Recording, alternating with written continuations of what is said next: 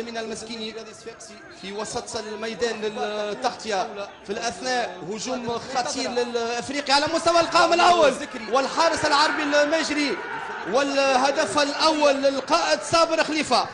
صابر خليفة والأفريقي يتمكن من أحداث الفارق لما كانت الهجومات نقترب من الدقائق الأخيرة للشوط الأول.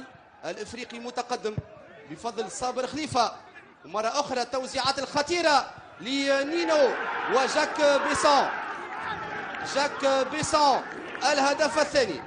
قلت أسامة الحدادي دائما مصدر الهامة لنجاح أي فريق.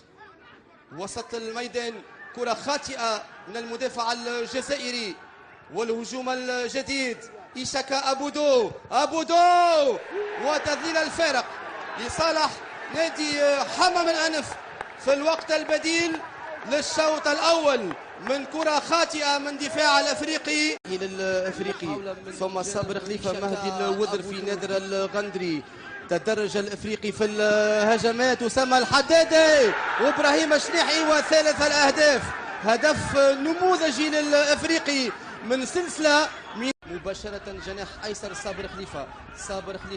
صابر خليفة أمام فارس المسكيني. صابر خليفة التوزيعة وتذليل الفارق وكرة أخرى ممتازة للأفريقي. قلت إبراهيم الشنيحي يسجل الثنائية و4 مقابل 1.